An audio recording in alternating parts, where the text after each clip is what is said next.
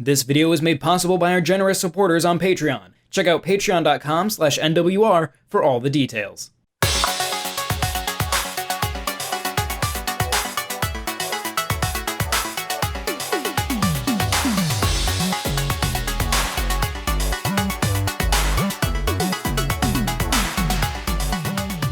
The setup for Kunai is evocative of the whole experience. Delightfully unassuming, the story follows a happy little tablet named Tabby thrust into the middle of a robotic war. Just as Kunai, from developer TurtleBlaze, might be because of its relative simplicity as a 2D platformer. But for the sake of the video game, big things come in small packages. Kunai is one of the best Metroidvania experiences I've encountered in a long time, and it absolutely shines on Nintendo Switch. Tabby controls like a dream, with a variety of abilities and a focus on its playful movement. Most attacks are what you'd expect. The base weapon is a katana, and guns of different types are added as you progress. What separates this from the pack is the title items, the pair of kunai you find early on. The kunai essentially turn Tabby into iPad Spider-Man, as you can effortlessly bounce around the world with simple presses of the shoulder buttons. The physics of it all takes a little getting used to, but once you figure it out, exploration becomes more interesting and varied as you can just zip around almost effortlessly.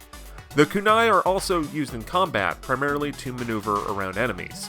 A good chunk of the bosses you encounter aren't so much tests of combat strength, as they are tests of your kunai maneuverability. It wisely focuses on the best aspects of the game.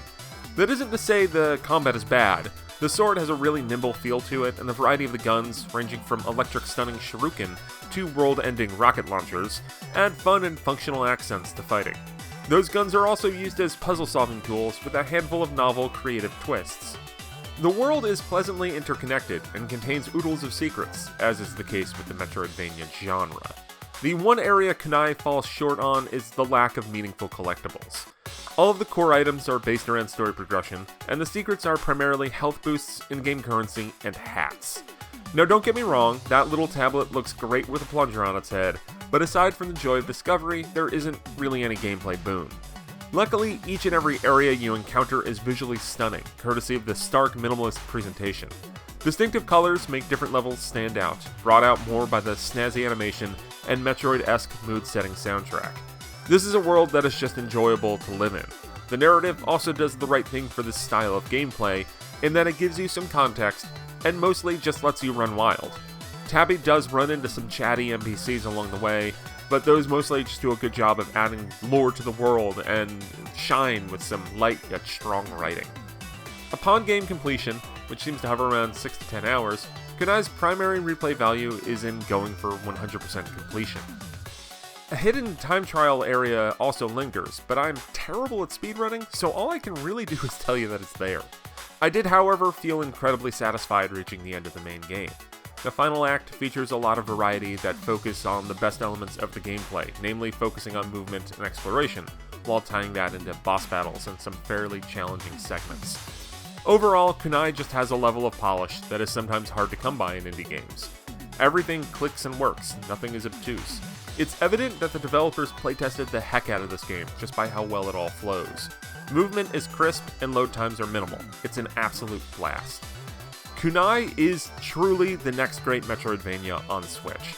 It could easily stand toe-to-toe with the likes of Ori and the Blind Forest and The Messenger, especially in how effortless moving around and traversing the world feels. This is as close to a must-play as I can recommend. You're a tablet who plays like Spider-Man and everything looks beautiful. Kunai is excellent.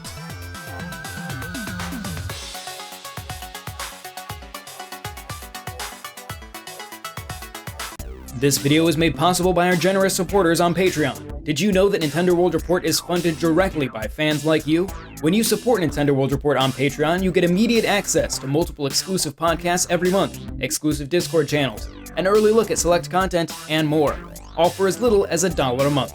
Check out patreon.com/NWR for all the details.